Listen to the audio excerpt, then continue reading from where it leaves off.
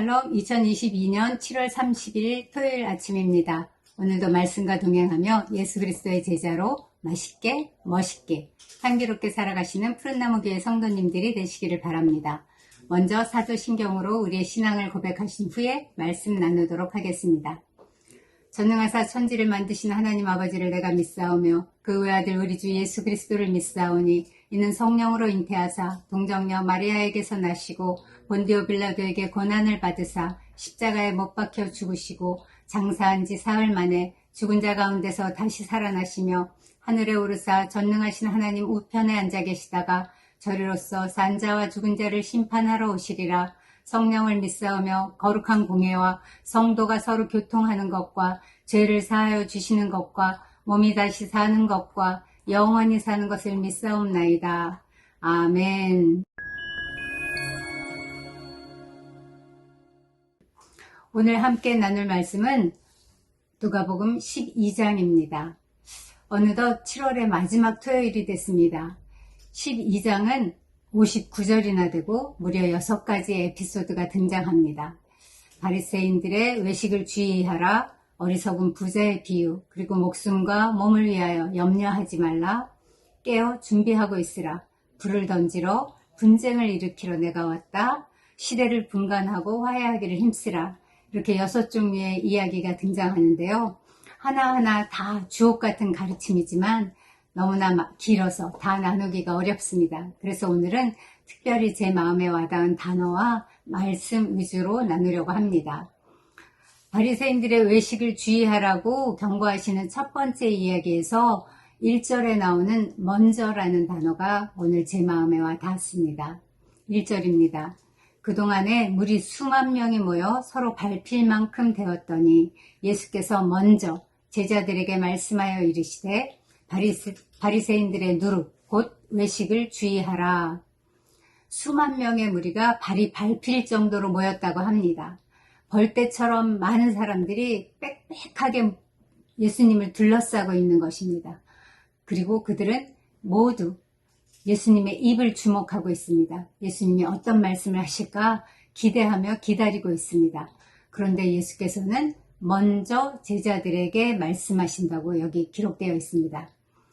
그렇게 많은 무리들 가운데서 제자들에게 특별히 먼저 말씀하십니다. 제자들에게 하시는 이 말씀은 분명히 무리들도 들었을 것입니다. 그런데도 굳이 먼저 제자들에게 라고 말씀하심으로써 제자들이 무리들과 차별화된 특별한 존재임을 지금 드러내고 계십니다. 그 특별한 존재인 제자들을 4절에서는 내 친구라고 불러주십니다. 예수께서 제자들에게 직접 내 친구라고 표현한 것은 이 본문이 유일하다고 합니다.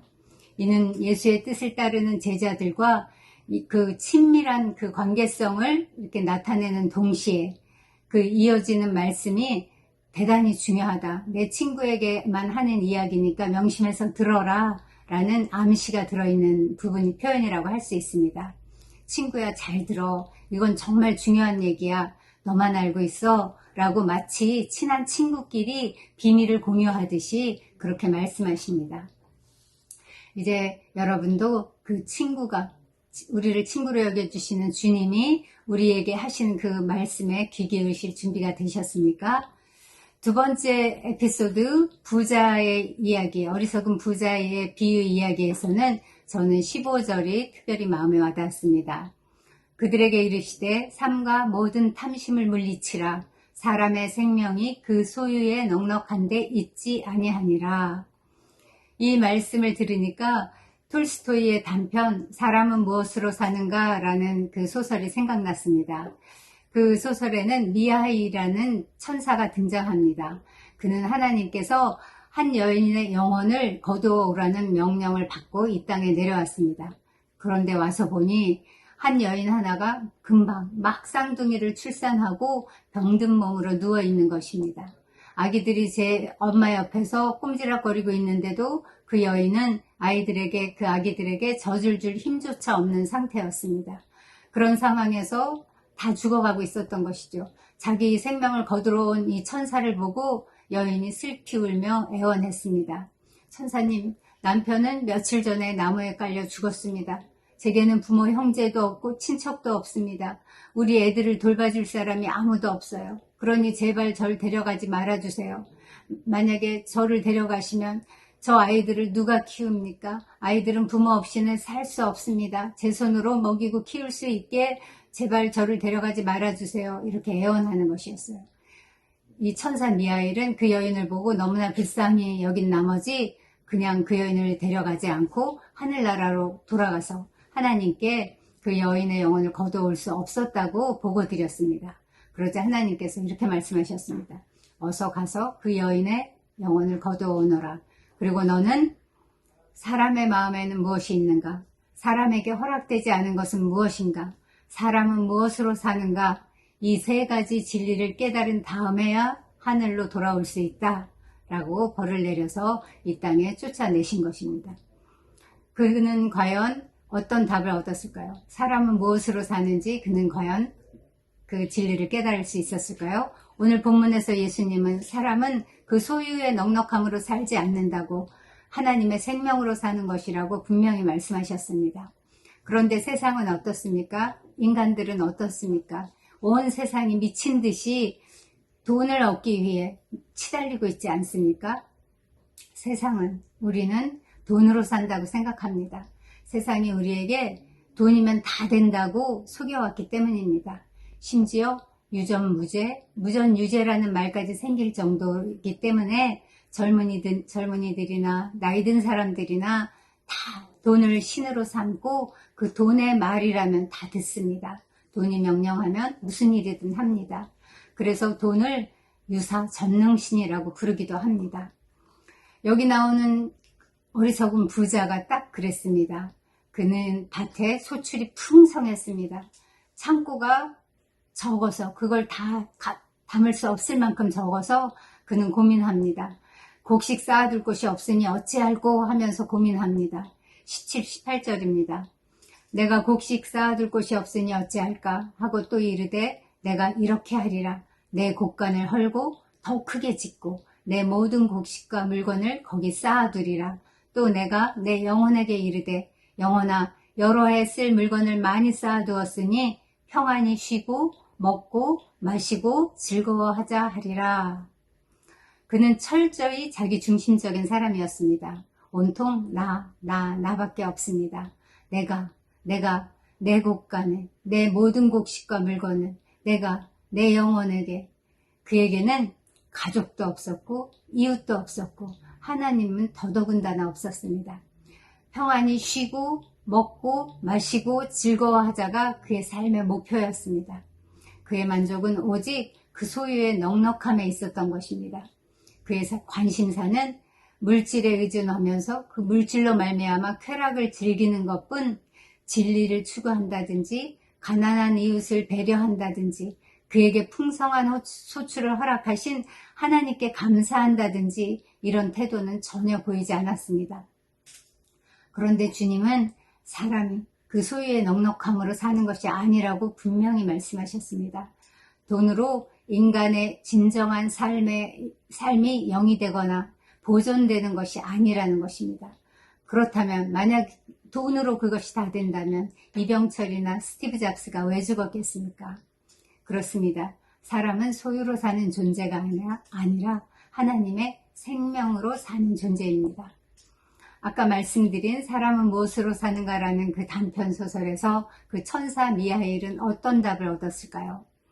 그가 세상의 세 가지 진리를 깨닫기 전에는 돌아올 수 없다고 했는데 그 하나님이 주신 첫째 과제가 무엇이었습니까? 사람의 마음에는 무엇이 있는가라는 것이었는데 그가 세상에 쫓겨났을 때 알몸으로 쫓겨나서 차가운 돌바닥에 이렇게 웅크리고 있었거든요. 그런데 그렇게 추위에 떨면서 웅크리고 있는 자기를 가난한 구두장이 시몬과 그의 아내 마트료나가 집으로 데리고 가서 먹을 것을 주고 이렇게 대접했습니다.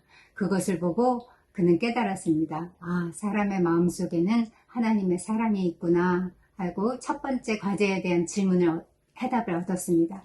그리고 두 번째 하나님이 주신 과제가 무엇이었습니까? 사람에게 허락되지 않은 것은 무엇인가? 라는 질문이었는데 그가 그 구두장이 시몬을 도와 그 조수로서 그 집에서 같이 구두를 만드는 일을 했습니다.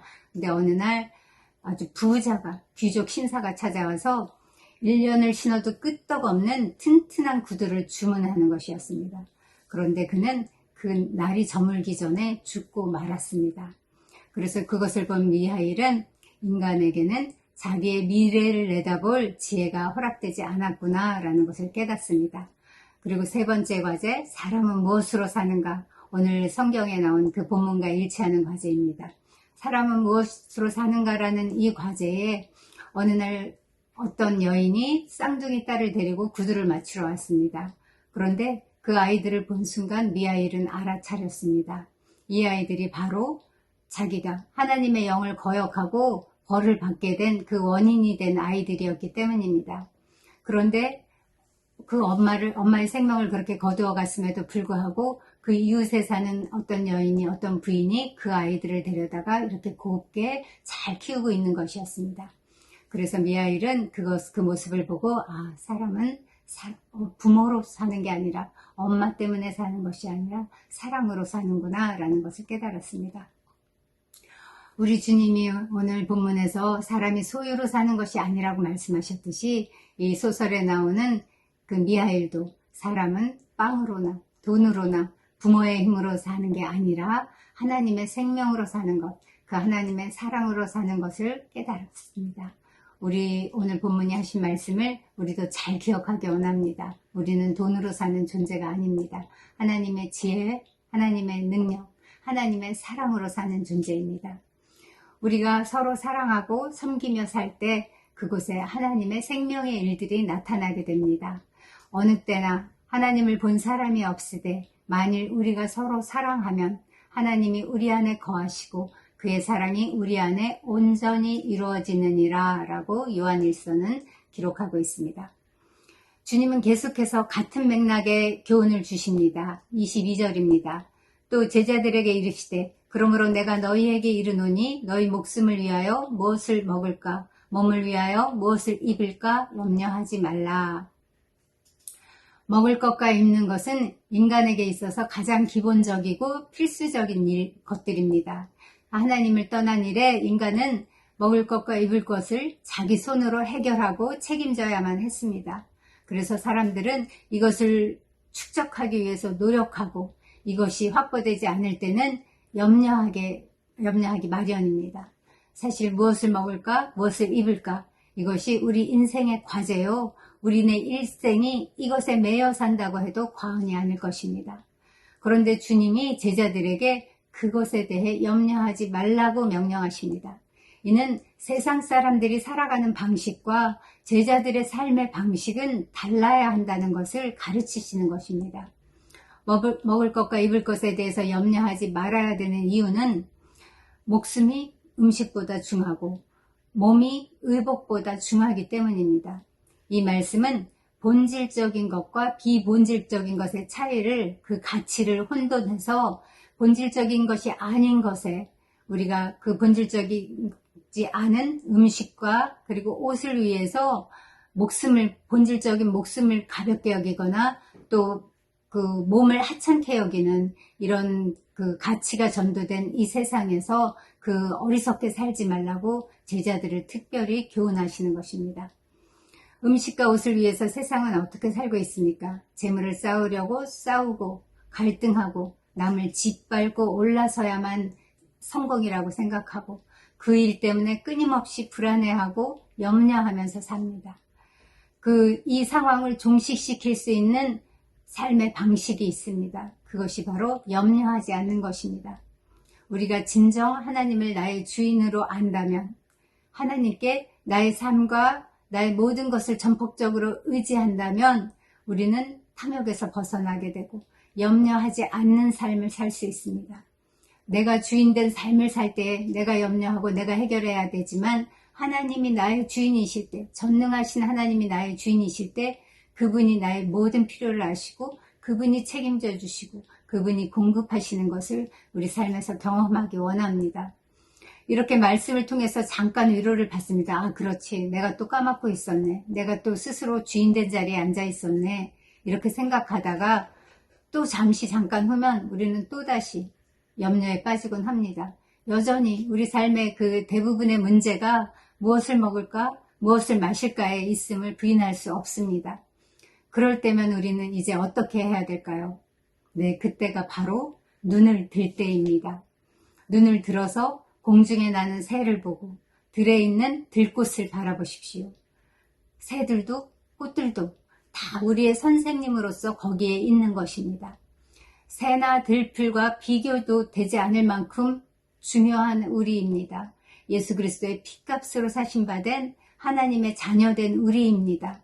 그러므로 하나님께서, 아버지께서 먹이시고 입히시는 것은 너무나 당연한 일입니다. 오늘 이렇게 또 다짐했는데, 이 말씀을 읽고 듣고 다시금 다짐했는데 또 염려가 올라오면 그때 어떻게 해야 할까요? 그때는 자신을 향해 선포하십시오. 하물며 너희일까 보냐, 믿음이 적은 자들아. 주님이 이렇게 말씀하셨습니다. 하물며 너희일까 보냐, 윤경아, 믿음이 적은 윤경아. 이렇게 스스로 책망하고 또 스스로 선포해서 다시금 힘을 얻고 새 힘을 얻어서 하나님을 절대적으로 전폭적으로 의지하며 살아가는 저희가 되었으면 좋겠습니다. 사랑하는 성도 여러분, 이제 더 이상 먹고 사는 일로 염려하지 맙시다.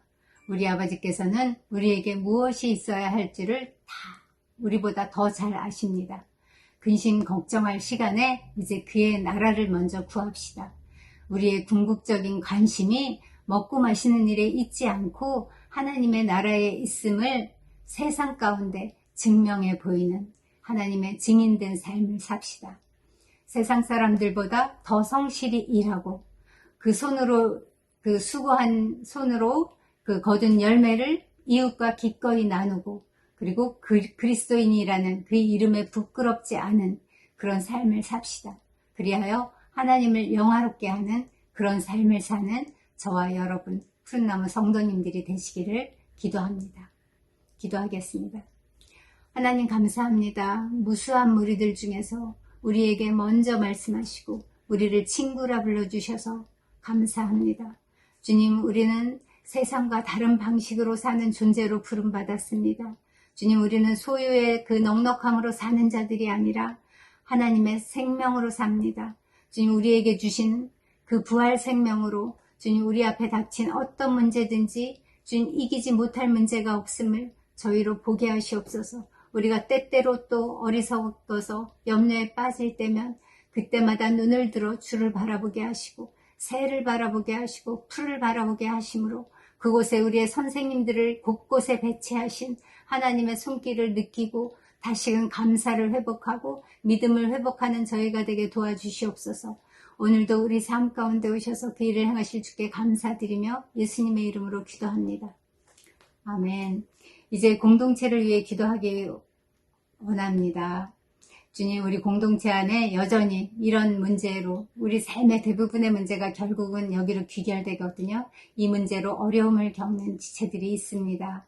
주님, 우리가 더 이상 그것으로 사는 존재가 아닌 것을 주님 분명히 보게 하시옵소서. 그래서 그런 문제로 고통받고 있는 지체들을 위해 내 마음에 품고 주님 앞으로 함께 달려나가는 그런 중보자로 서기 원합니다.